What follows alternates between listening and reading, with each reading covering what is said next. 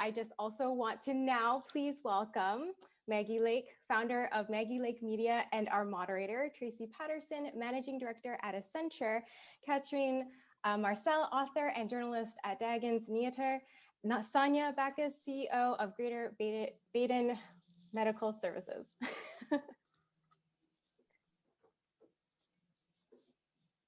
Thank you very much, Amanda. That was fantastic. We are all inspired listening to her. And an observation I have is a message in that from Gitanjali that when she's talking about the problem she's working on and asking us to all lean in and be mentors to her, you'll notice already her progression at 15 years old. All of the things she's thinking about are community-based. There's empathy. This is for the benefit of everyone. I think this is what happens when you have women involved in the decision-making and the solutions, right? We can't just think about involving them in STEM. We also want women to be part of the collective of deciding what solutions we're unleashing these innovations on and the technology. So I think that's fantastic. And I think that will be all of our job. So with that, let's jump right in, and hello to all our panelists. I'm so excited to be talking about this. It's been such a tough year in so many ways, and I know we've all felt that.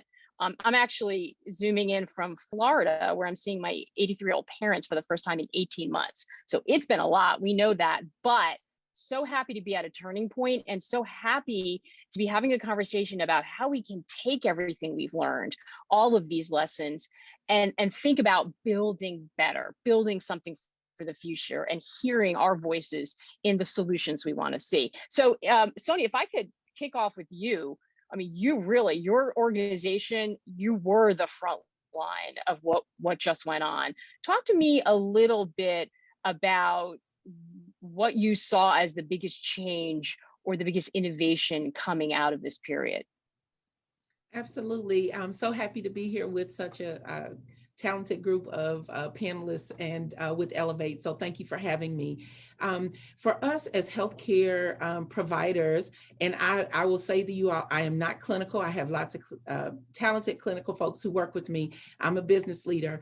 However, from our standpoint, there were a number of major changes that came as a result of COVID very quickly. We had to very quickly expand how we could keep our providers and staff and our patients safe, where we had normally been very clear on our hand washing and our and how we protect ourselves in certain situations when we're taking care of patients. We had to just exponentially grow that in a time when everything was at a premium because everybody needed the same thing. And being an outpatient practice as opposed to a hospital system or an inpatient facility, we were down the totem pole on how things were allocated. So that was one way that we had to really get very creative in how we could protect our staff and our patients as well. Another big innovation was, and it was telehealth was and telemedicine. It was starting to take off in many areas, particularly in behavioral health and mental health aspects. But from a clinical perspective, we really had to, and we, Maggie, I mentioned to you before, the word pivot has gotten old, but we literally had to turn on a dime and be able to take care of our patients through telehealth as opposed to taking care of them in person. And so that was definitely a big challenge. And I went to my team and gave them 48 hours to have us. And of course I was involved, but I said, we have 48 hours to get this done. And literally in less than 6 business days, we were providing telehealth services to every single patient.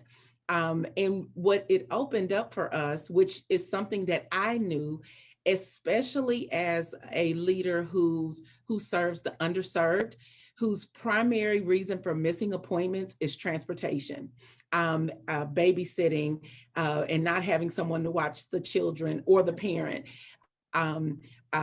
those were the primary reasons, but transportation was the top reason. We took that away with telehealth.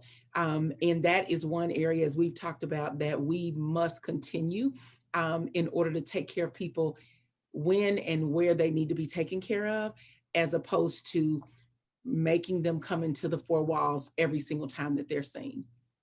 Yeah, absolutely. And that was, and you're right, the speed that the changes had to happen just based on the necessity of the situation was really extraordinary. And as stressful as that was, I think all of us now are rethinking what's possible, which is really important. Katrine, one of the other light bulb moments for everyone is that this really put a spotlight on not only inequities, but the burden that women in households carry on so many different levels.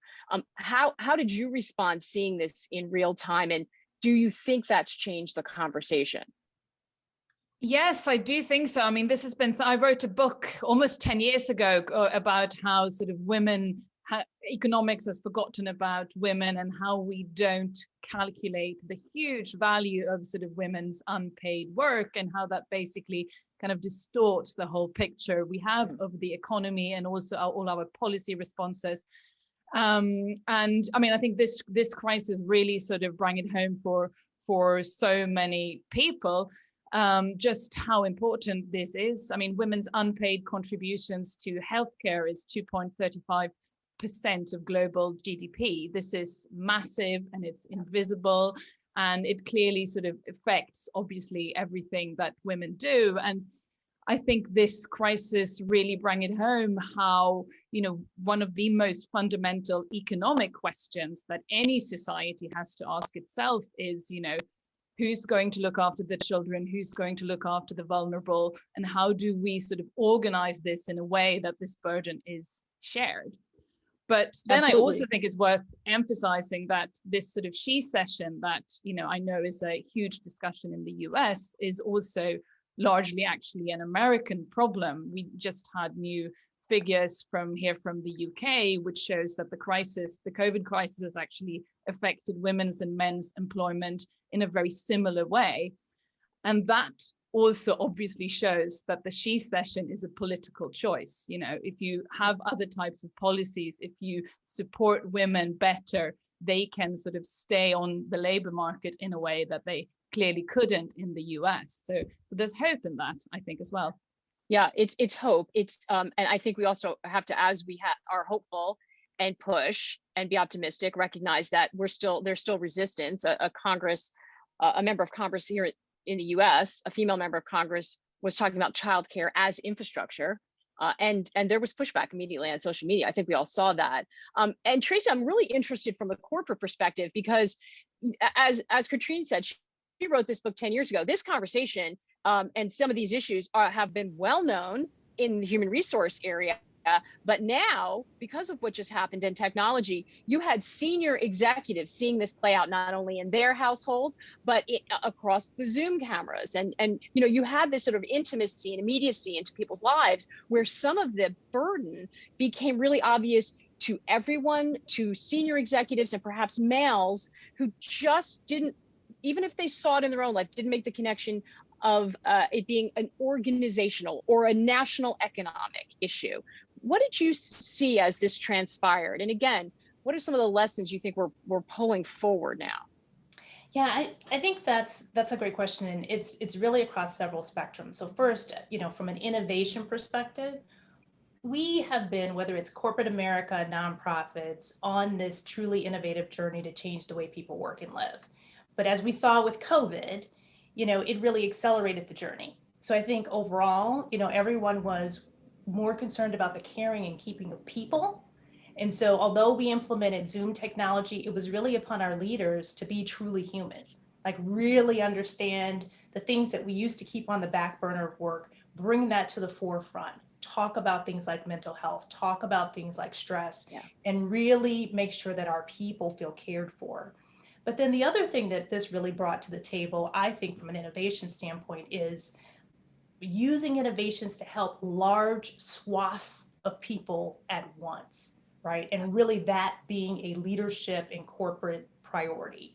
And so when I think about Accenture, when we were in the middle of the crisis, we really kind of focused on three things. One, just relief, then how to respond and how to rebuild. And from a relief perspective, it was about the collective good. Like it just really touched my heart. You know, we, in the middle of the pandemic, donated $100 per person at Accenture, and there's 540,000 people globally. So that was $54 million right into frontline workers, pharmaceutical companies that were on the front line. And then there was this other, responsibility to really help respond, right? So we worked with our clients to think about how do you really pivot to digital? How do you get to handling uncertainty, right, in a way that could scale? And then lastly, like we were focused on rebuilding, because if you think about it, Maggie, like our heart went out to all of the people who lost their jobs, lost their businesses, right? So there was this huge corporate commitment to help people re-enter the workforce, reskill, upskill, connect people into a platform so that they can, get connected to people who were actually looking to hire during that time. So this broader commitment of what is my world citizen hat and how do I leverage corporate America to be truly human and solving for that, to me, was what I saw that came out of this. And I think that's great, because as we move forward now, and we're really putting a lot of energy on the rebuilding part, because that's the forward part of this. And Sonja, we now have corporations, I think across the board, whether you look at this issue, really kind of plugging into the stakeholder, not shareholder mentality, figuring out new collaborations and cooperations, because they did it, right? They did it on the fly here. So now how can we maintain those relationships and bring them forward and start to address some of the maybe inequities too? How can we leverage technology and flexibility and speed of innovation in this new era? And I know for an organization like yours, that must be game changing and full of possibility. Absolutely. One of the things that I have been thinking about a lot as I've thought about this conversation is the fact that we can change the lives of people who might not otherwise have been able to take advantage of these technologies that will allow for a better quality of life. Tracey mentioned being able to affect large swaths of people at the same time through some of these innovations and changes that have happened. And one area of that, as I mentioned, telehealth. And then when we think about the populations that we serve populations of folks who have many chronic diseases in some cases. And for them to have devices at home and to be able to have them equipped with cellular data already, so we don't have to worry about those folks who can't afford wireless and those folks who live in areas where they can't get good wireless service on top of not being able to necessarily afford it. We are now affecting those folks who would who were the last ones usually to get to innovation. And so from a broad perspective, Tracey also mentioned the speed of innovation and being able to just get all of the red tape out of the way. I recognized before COVID that there was a significant amount of waste in healthcare, and the way that we were able to move things forward in such a short time cleared the way for us to being able to do that going forward, and knowing that we can't solve for the perfect, we have to solve for the excellent and or the very good, as opposed to solving for the perfect, because that's what causes us to add the red tape and the many layers of decision making. And I think that's been a real pivotal moment, using that word again, for I think all of healthcare, not just federally qualified health centers, but also hospitals, and again, those unique partnerships that have formed where we're really tying together diverse groups of organizations to bring that change forward. And that's one area we can't lose momentum. We have to continue that as we move forward. I want to pick up on that, not losing the momentum. And we just had someone say any action is better than inaction. And I think we feel like that. Katrine, how do we make sure that all of this innovation, the flexibility, which has been the silver lining for many in all of this, the fact that we now are able, especially I feel women, but any caretaker, let's not assume they're all women, now can rethink what's possible based on the fact that they can do their jobs, perhaps remotely, have more flexibility. How can we make sure that this innovation that we're unleashing, that this more sort of experimental, quicker to market, which I know Sonja talked about, model stays, and that the innovators, especially if they are women thinking about community solutions, that their voices are heard and amplified in the way that they were, I think, in this crisis? Yeah, I think that's a really big project because women are actually very excluded from innovation in the economy today, which is funny because I think most of us realize that obviously innovation happens when different perspectives meet, but that's not what we're doing. I mean, the numbers on innovation are pretty brutal, in spite of women influencing 80% of all consumer decisions in the economy, 90% of all technological services and products are built by men. Women are just not there. Women's solutions and women's businesses have it incredibly difficult getting funding. 3% of venture capital goes to women, and that's largely white women. It's much harder if you're Black or a woman of color. So all of these numbers around innovation in particular are so brutal. We're not creating this type of inclusive future that we are talking about. And there's also so many opportunities that we are missing. And I think a lot of it really has to do with the values that sort of we let the innovation system embody, the financial system that's been pouring resources into all these businesses, promising to disrupt and crush and dominate. And then we're surprised when they've done just that, often to valuable institutions, in the last 15 years, like journalism or even democracy itself. And I think, there needs to be sort of, we need to rethink what we mean by innovation and redesign it in a much more inclusive way. And I think especially the financial system, because of these huge problems women have in sort of getting funded, women's ideas are not scaled and they're not invested in. And, I think we need some serious financial innovation in order to close that funding gap. And I don't see it yet. Yeah, no, and you are right. The numbers are shocking and staggering. And this is the real disruption that has to happen, because Tracey, I think we worry about, taking the most of this moment and these lessons and then just sliding back into the status quo. How do we prevent that? And what is the conversation within corporate leadership about how you continue to rethink how we do business, not only how we fund it? I mean, I know Accenture has always been ahead of the curve when it comes to the diversity of their senior leadership and the way they think about these problems. How is that conversation happening within corporate peers as well? Yeah, and I think it's really the trend about how do you get to sustained action, right? So it doesn't just become an aspiration or something you include in your mission statement, but really build on that momentum over time. So overall, like when we talk to our clients, we talk about how we approach it. So as you mentioned, Maggie, we started off with a pretty bold statement.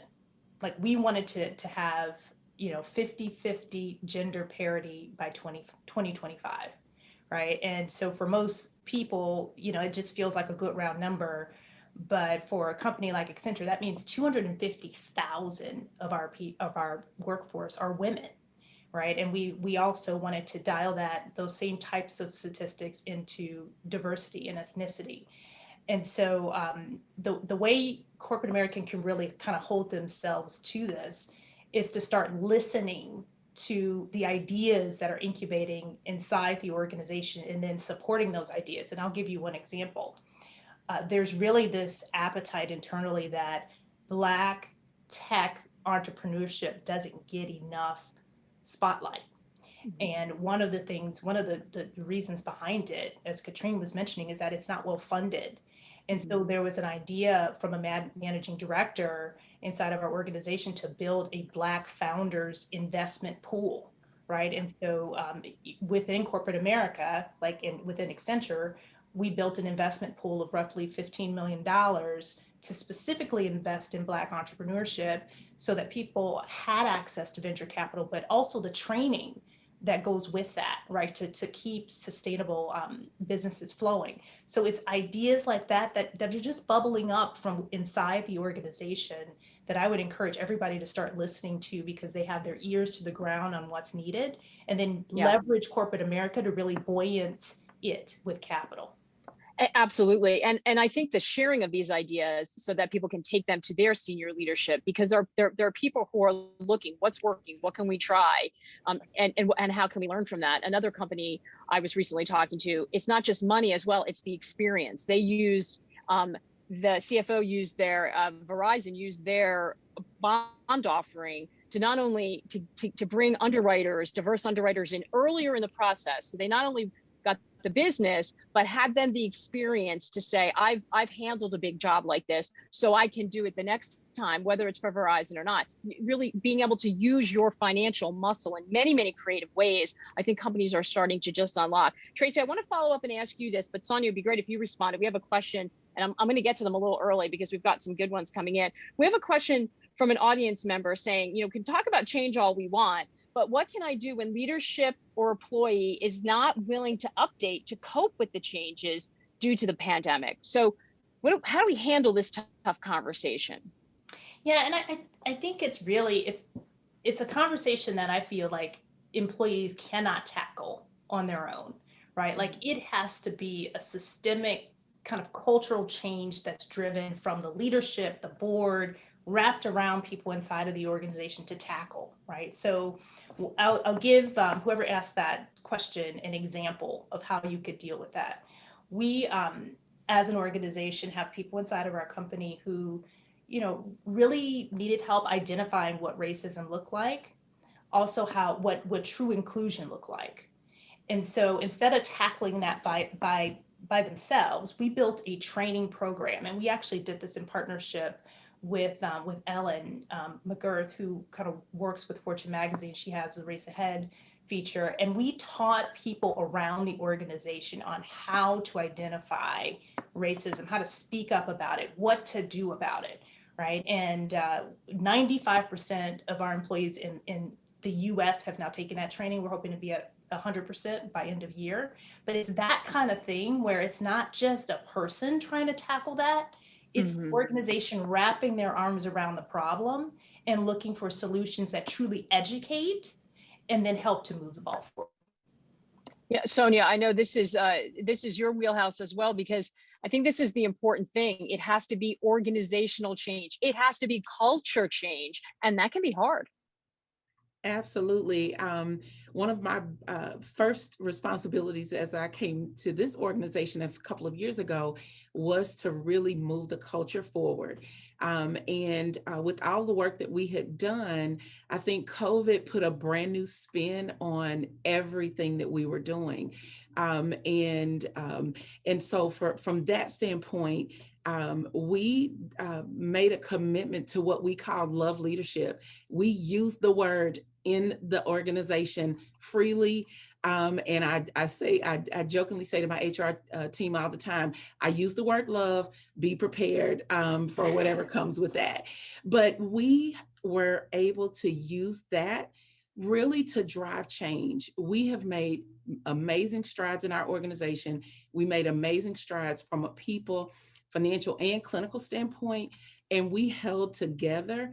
But we started with, how do we make change happen? And we started with the foundation of love. We use support, we use accountability, and we tie all of those together. And then we have open, clear communication. For an example, for us during COVID, we knew that my organization is a organization that has primarily minority employees. So most of our employees are Black and Hispanic Latino. And our cultures generally don't express our feelings. We don't talk to therapists. We don't use EAP. And as much as we were encouraging those things, our teams were likely not taking advantage of them and just coping because we're used to being just strong and pushing through. And this is in the midst of dealing with tons of change. And so we brought in a individual who her name is Quay Kester. She's with Evoke Communications, or that's her organization. And I call her the people whisperer. And we put in place an opportunity over several months where our employees could just get together on Zoom calls, employees across the organization. We matched everyone with different areas of the organization. And they were able to just talk about whatever it was that they wanted to talk about. They did have leading kind of questions and topics, but they could go in any direction. No holds barred. And that allowed for people who would normally not talk about what change was doing to them, both from a personal and professional perspective, to really get that. And so I think when you start with people and understand that change affects everyone differently, and there are different mechanisms by which you have to work through that change, I think that is a strong foundation that has worked extremely well for us. And one of the things that we found out through that, because again, no names were named, but we got the themes back about some of the conversations. And one of the primary issues, and Katrine has talked about this as well, is how moms were coping with managing families when the children were at home, they're working remote, and then having to deal with sometimes caring for parents and others in their family. So that was huge. And so we were able to make some concessions and to drive additional change in the organization with our leaders to help support our team members as a result of that. That is amazing. And it makes all the difference. And I know everyone is shaking their head listening to this. And I see someone in the chat saying, I'm scrambling to take notes. Don't you worry. You know, we're recording this, and Ellevate's going to put all these great resources and make them available to you. Katrine, can you pick up on that? And I know we have a question from an audience member. Not everyone will be familiar with this perhaps, but Marilyn Waring's work. She's a New Zealand parliamentary member who researched GDP about women's unpaid work. How that impacted your first book. And I think this is really important. Curious about the progression of the impact from then. Yeah. I mean, thank you for that question. So she was a pioneer in the sort of 70s and early 80s in sort of saying, you know, look, we need to sort of include women's unpaid work into GDP, because we are just measuring half of the economy. Look, especially in developing economies, you know, this sort of unpaid sector, you know, primarily women working around the home, that can be sort of a huge chunk of the economy. It's completely invisible. We are saying to these girls carrying water for hours every day that what they do is not contributing to the economy or building wealth for their country. And she was really campaigning for this, and nothing happened. And then, when I was writing my book, about 10 years ago, I thought, okay, I'm going to write a book sort of trying to popularize this argument for a new generation of feminists, and hopefully something will happen with that. And something did happen in the sense that my book got translated into 20 languages and got endorsed by Margaret Atwood, and it's been great for me, but nothing has changed still. And we could do this. We could easily try including unpaid work into GDP. And again, it's a political choice. It's, there has been, especially since the previous financial crisis, a lot of people looking into and thinking about, how do we measure how can we measure GDP in a different way? How can we calculate it in a way that's, that's more accurate? I mean, it was the way we calculate it now. It was a good way to calculate war production, but it's probably not a very good measurement for everything we want our economies to do today. So I guess short answer, not enough is happening, but hopefully now with this crisis, and especially sort of with the She session that you got going in North America, things will change. Yeah, it's funny. I have also for a long time been reporting on these issues, and you're right there. And I feel like even recently, prior to the pandemic, there was a change of thinking about this or approach at the very top. Let's call it global leadership, thought leadership, but not down in the trenches where it needed to be. And Tracey, I have a scene that's so clear in my head from the middle of the pandemic where I was in my neighborhood, everyone was home and locked down. And there was a young dad walking a double stroller, and he was just in front of me, couldn't see me. He was clearly trying to do some kind of conference call. And the kid in the stroller kept saying, dad, dad, dad, dad, dad, dad, dad, for like 400 times. And I thought his head was going to blow off. But I thought to myself, mom, that would be a mom all the time in that position. It's one thing to talk about things in the abstract. It's another thing to live them and walk in those shoes. And the one thing the pandemic did is at the very same time everywhere, had everyone in that same reality. Do you think that, and Katrine, I'm curious to hear what all of you have to say about that.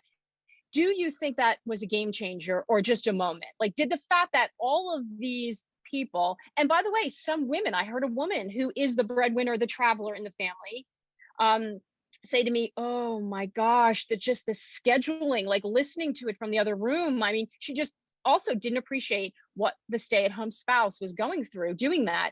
So I don't want to genderize this too much, but do you think the fact that we all saw it, walked it, heard it from the kids has changed the conversation?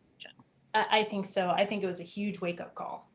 And so right in the middle of the pandemic, we at Accenture started this future of work, and I think that there's a big magnifying glass on what does the future of work look like now because of this wake-up call. And I remember reading about our study, and like literally we interviewed 9,000 employees around the world. And, one of the big things that we saw was like, on average, 83% of them said even post-pandemic, they wanted a hybrid workforce, right? They wanted to work a portion at home. They needed to work a portion in the office. And, hybrid is here to stay because it really helps people be better off. And while it was interesting around these 9,000 people, the people that worked in this kind of hybrid mode had better mental health. They had stronger relationships with people at work and their family, and they were less prone to actual burnout than people that either worked 100% from home or 100% in the office. And so I think what's going to happen, and this is kind of getting to Katrine's point and your point, Maggie, that the single employee experience is thrown out the window. Like companies cannot, begin to ask the question of like, what's the best work environment for a man? What's the best work environment for a woman? Really, the question that we're going to have to ask ourselves is, what is the best environment to unlock that person's potential, right? That's keeping them healthy, keeping them productive, but really doing it in a way that's the best fit for their situation.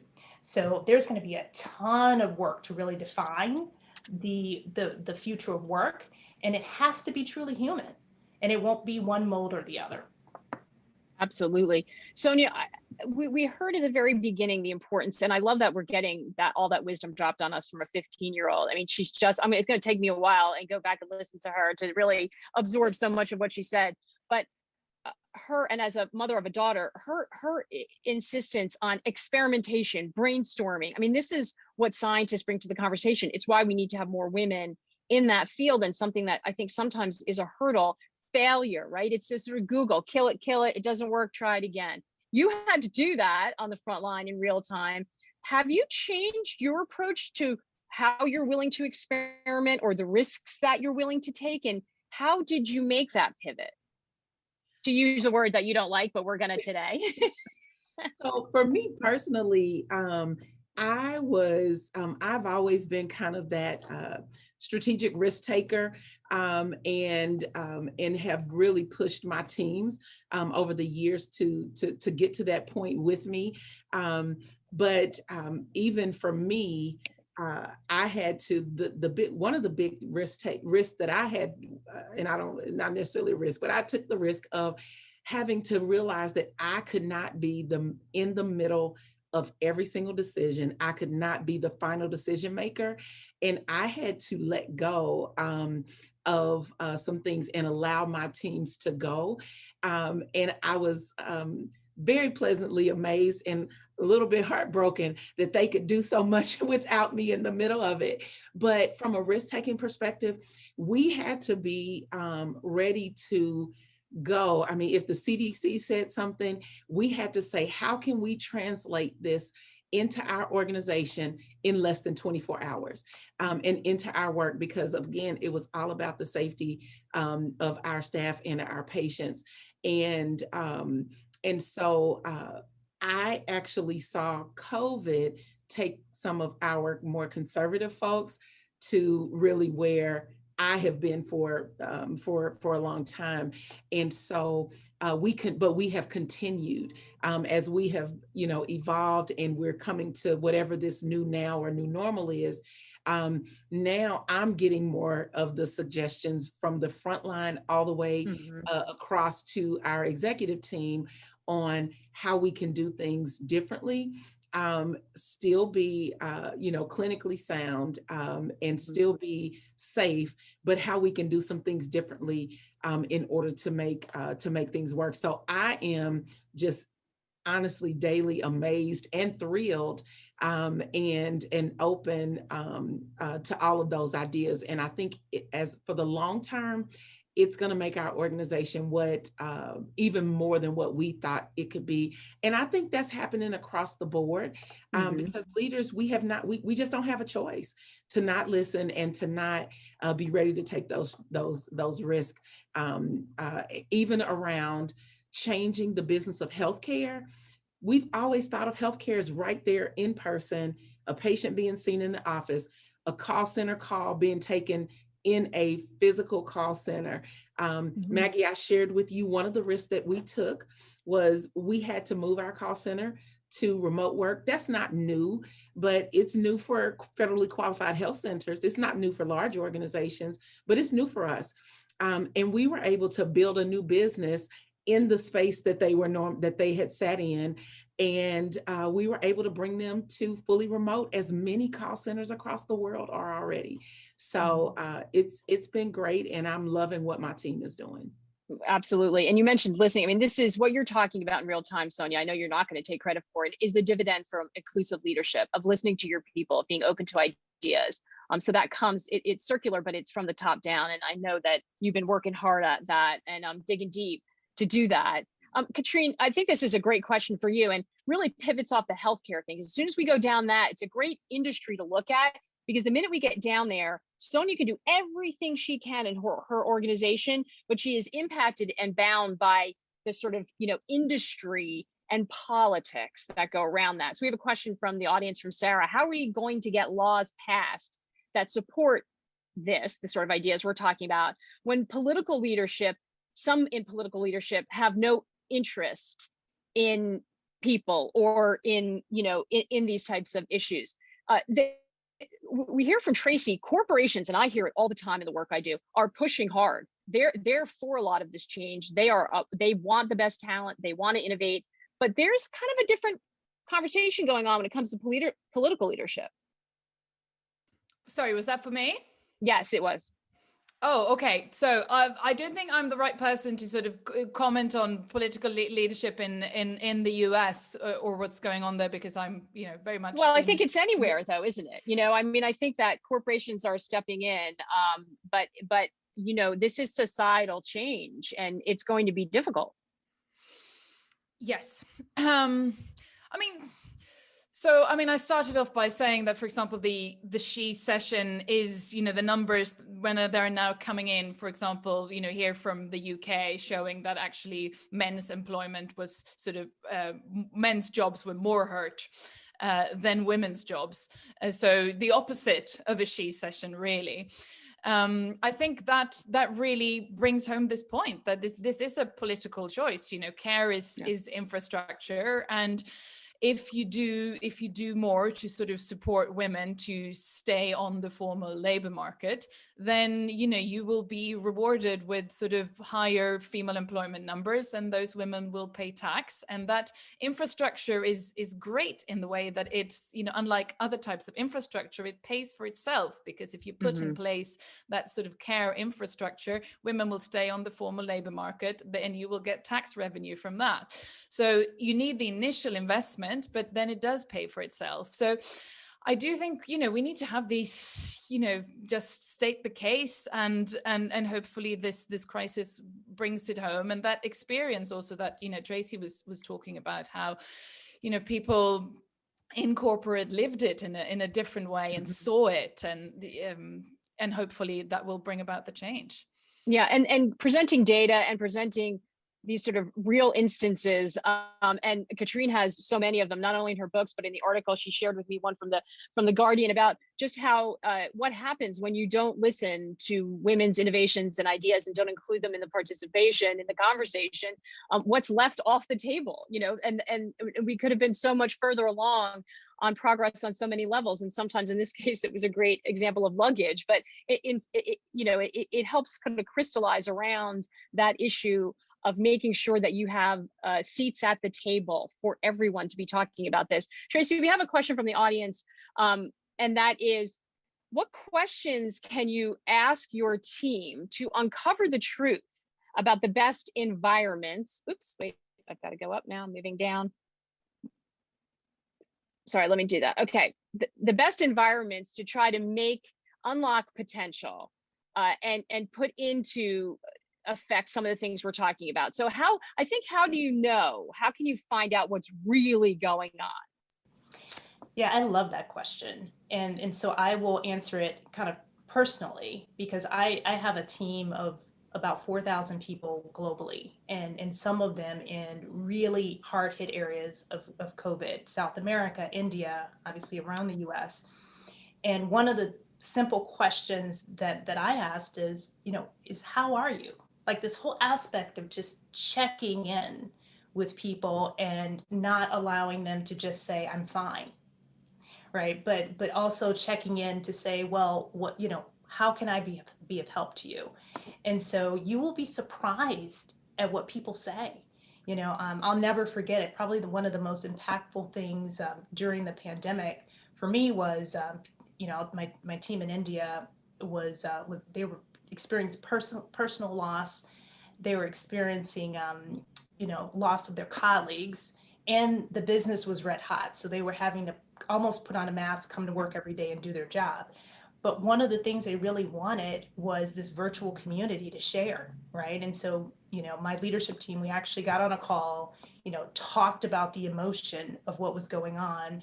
And we talked about something, like a flexible work environment. So, for some people, working during the day wasn't okay, right? Because they needed to find oxygen for their family. They needed to go do errands, and they rather work at night and spend the time during the day caring. And so we came up with this really, great idea of how we help each other work these flexible hours until the pandemic can get back. So this whole idea of checking in, but don't check in just to say how you're doing. Check in and go deeper, right? And really get down to the root of how you can be of help to people in their situations.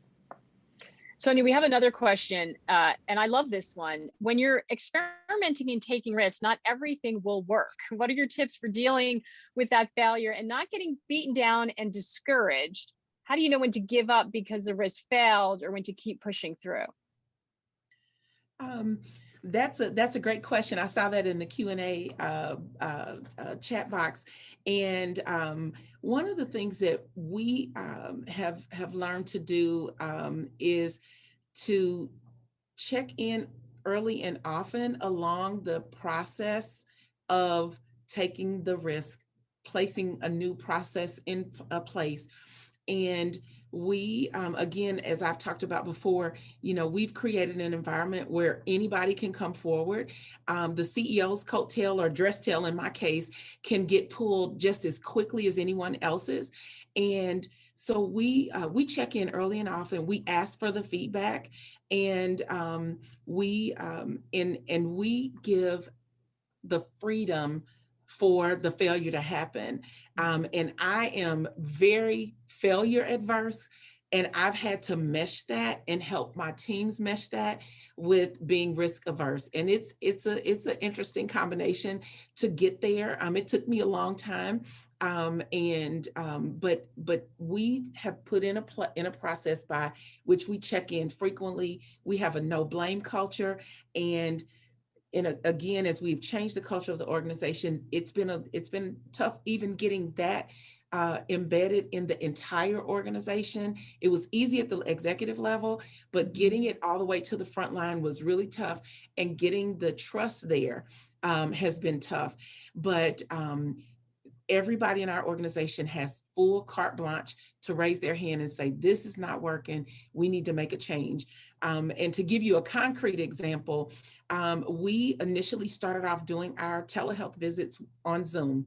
We knew we needed to do something different and make it and find something that worked with our EMR and all those technical things that needed to happen.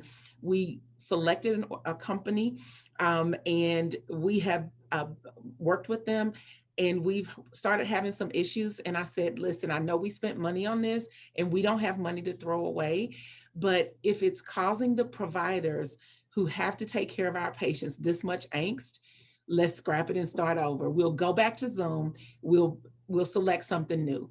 And the team really rallied together because they didn't want it to be a fail, and really pressed on our vendor and our partner, and we got it to work. But I gave them open carte blanche to say, if we spent this 5 or 7 or however many thousand or even more than that, and it's a bust, it's a bust, but we got to get the right thing in place, because you hear the word burnout, and primary care providers have more burnout than any other provider type other than emergency room and providers. We have the most burnout in the primary care arena, and I could not add a layer of that in our organization. So we've had to adopt the adage of fail fast and move forward. I love that, fail fast. It's important, and we have to rethink how we define failure. What failure is. I think there's some really antiquated language around that I'd like to ditch completely. Katrine, what lesson would you like us to all take from what we've just been through and really think about as we move through our lives and our organizations? Yeah, I mean, I think it was, or it is not, an ordinary crisis that we're going through, even if you just think about it in economic terms. I mean, normally an economic crisis, it tends to start in sort of the most abstract parts of the economy, sort of, and in the financial system, some bank will go wrong, like we experienced in 2008. And then sort of it moves down from this sort of most abstract part of the economy, and it ends up having sort of real consequences for human beings who lose their jobs, and then many people lose their health and so on. So normally an economic crisis moves from the abstract to the very concrete, and this one was the other way around, wasn't it? And I think that's why it's been such a, game-changing experience for so many of us. It was an economic crisis that started in the human body. So like in the most sort of concrete part of the economy that we often don't even think about as the most fundamental part of the economy. Some of the most vulnerable bodies were sort of dying in this, and getting ill of this new disease. And therefore we sort of ended up shutting down big parts of the economy, and the crisis moved sort of upwards. And that makes it different. And that's also why I really hope that we can have a discussion around values and what our economic system and what our business paradigm embodies in a much more profound way than we did after 2008. And I mean, right now, everything is about, the stimulus and kickstarting the economy. And that gives the impression that it's just this like big machine that, as long as we sort of pour the right amount of stimulus money into it, it will just like get going. But that's obviously not how it works, because it is about values and what values do we want this thing that we create together to embody. So that's what I really hope for.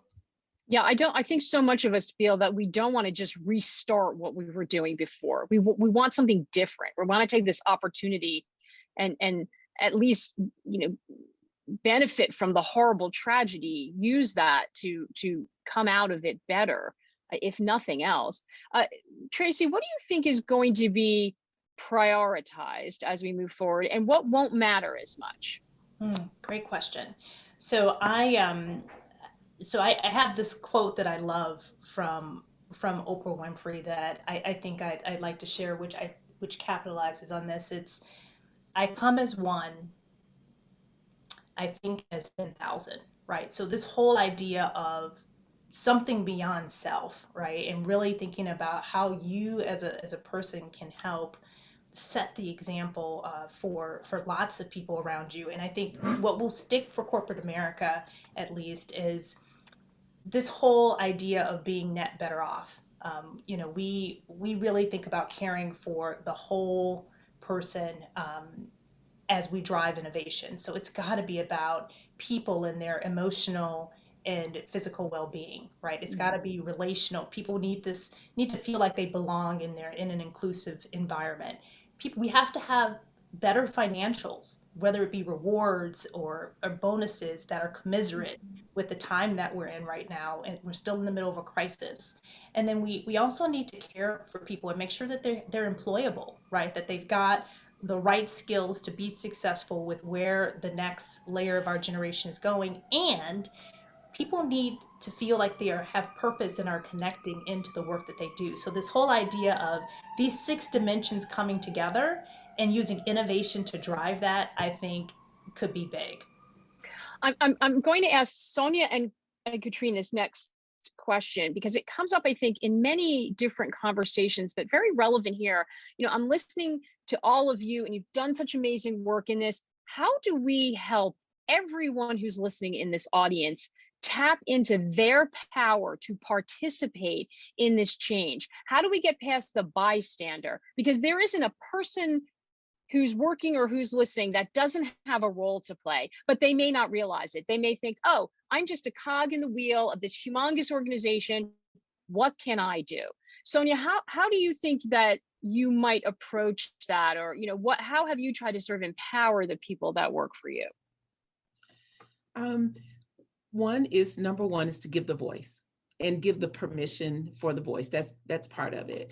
And to help each individual to understand what their personal ownership does, not for the organization, but what it does for them as a person. And I'll have to quote my parents, and I heard it from both of them for many, many years, is they gave us this notion of work as if you own the company.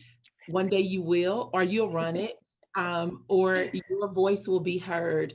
And my dad, and both my parents gave us many examples of how that has worked out. And I think that personal ownership is a big deal, but I generally ask, and I did this just last week in a session with a number of our actually leaders across the frontline. And I asked them to just think of one thing that they could do differently over the next 2 to 14 days that would impact how they feel about coming to work and how they impact the patients, clients that they serve, but not just the patients and clients, but how they serve one another. And so I don't usually ask people to do these great, big, huge things. I chunk them down into smaller pieces. And so when we think about what is the one thing that I can do, and it gives that confidence, it drives the willingness to take that next step. If we just start with one thing, it's not come to work and be a new person tomorrow or do 50 new things. what is the one thing that you can do to make an impact?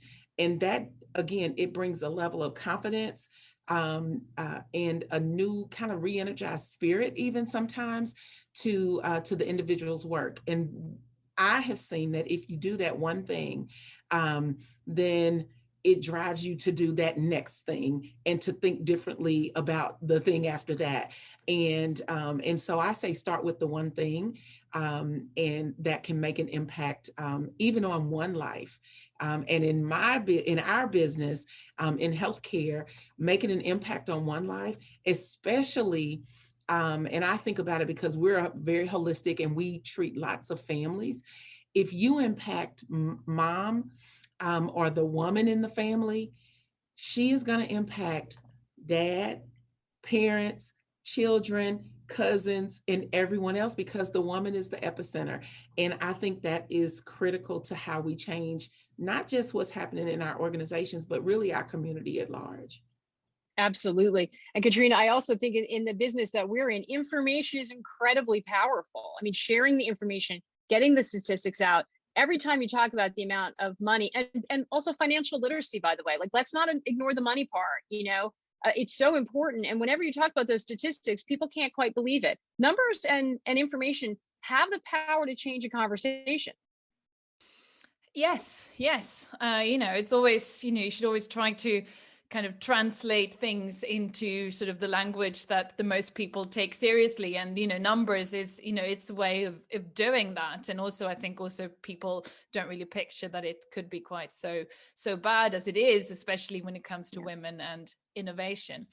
But speaking of sort of, one sort of concrete things that you can do, I mean, there's a fascinating study that I saw recently on, what leaders can do, is not just to increase innovation in a group or a team and make sure that the women are heard and can contribute.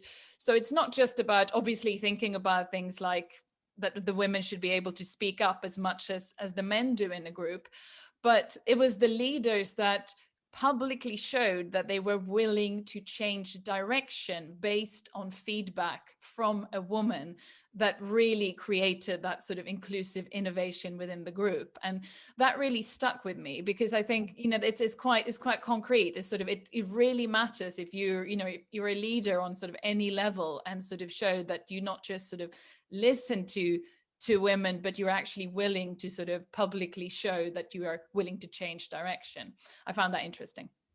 I think that, and Tracey, I know that to me speaks to active allyship, active sponsorship, not just, mentoring, but taking it beyond that and using your power and, political capital within an organization to make that change and to highlight what's going on and what needs to happen. Absolutely. And I think that even, during this time of COVID, right, we saw some pretty profound moments, when it comes down to systemic racism and lots of other things, that inequities, right, that were happening.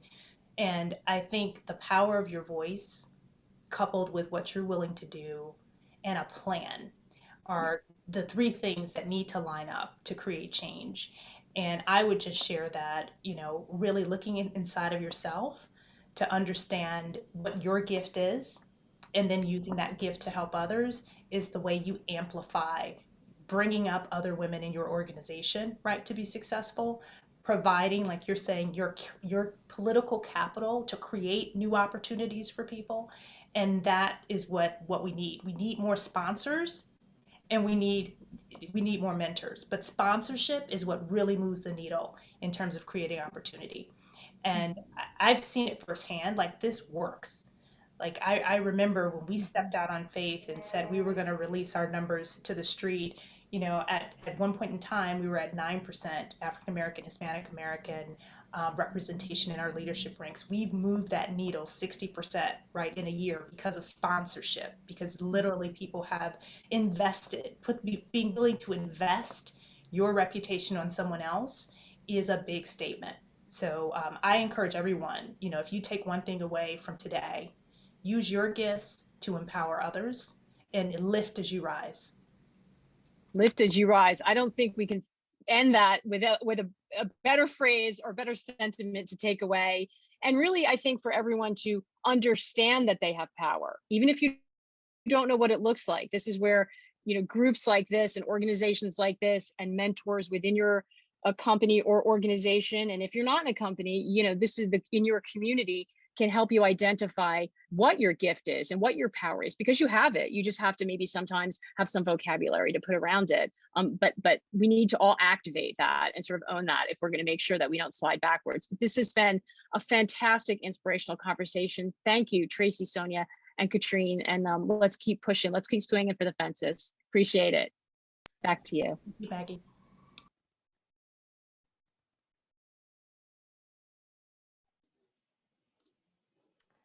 Okay, well, that was a fantastic conversation, to say in the least. I just want to thank Jitanjali, Maggie, Katrine, and Sonja for such a great session. And thanks so much, everyone, for joining us for our discussion and all the questions that we got in. If this conversation got you thinking about what needs to change in our lives, in your lives, the best way to process and make a plan of action is to attend one of our roundtables on Thursday afternoon or Friday afternoon. Through prioritizing and initiating conversations like the one we just had, we can share ideas on how to rebuild the equitable world we deserve. Because through collective action, you can help change the shape of businesses to be more inclusive. So remember, throughout the week, we're hosting at least one feature session each day, so mark your calendars, invite your friends to attend, and let us know your favorite parts on social media using hashtag #MobilizeWomen. Special thanks to our sponsors of Mobilize Women Week, RBC Wealth Management, Accenture, Guardian Life, Verizon, Bunge, BakerHostetler, Diageo, Lincoln Financial Network, Robinson+Cole, Amalgamated Bank, Key for Women, Cornell MBA, Encourage Coaching, National Grid, Lannick, and Mutual of Omaha. We greatly appreciate your support. Our next sessions are our program workshops this afternoon at 3 p.m. EST. The topics we'll be workshopping include influencing company culture, so kind of relevant here, building your career, building inclusive teams, becoming a confident closer, and how to land a board opportunity.